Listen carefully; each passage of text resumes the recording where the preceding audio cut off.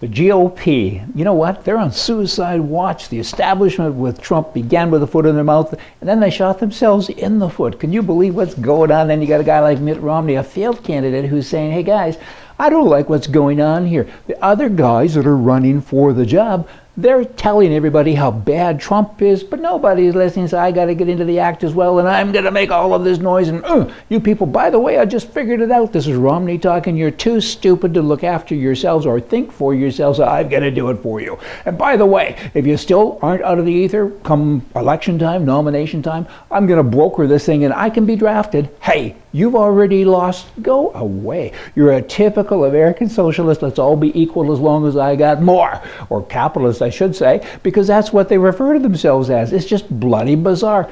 Leave us alone. We can make our own decisions. We're really not as dumb as we look.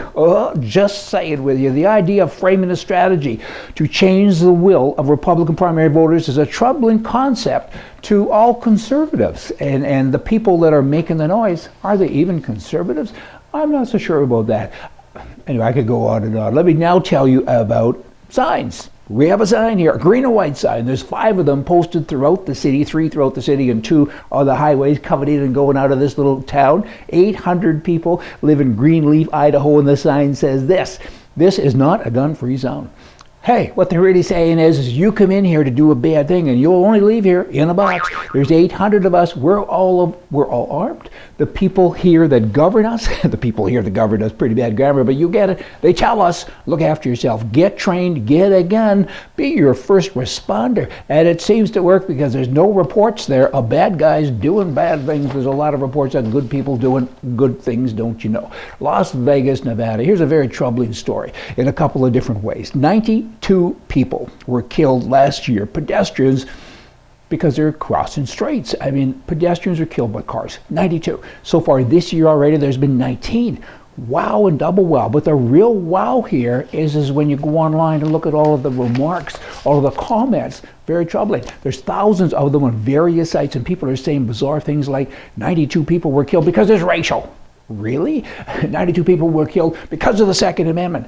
These people are just totally off the wall. There's so much chatter, and so much of it is absolutely bizarre. Then you get the odd one that is real that says, isn't that horrible? Can you build a crosswalk? Can you do something to help?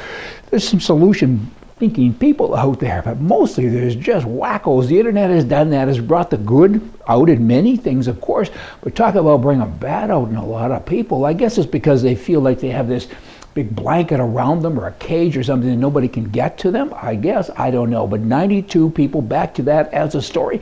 That sure is troubling, isn't it? Hey, y'all come back tomorrow and we're going to share more news with you from the right and about the country in general and the world too, don't you know? Hey, see ya.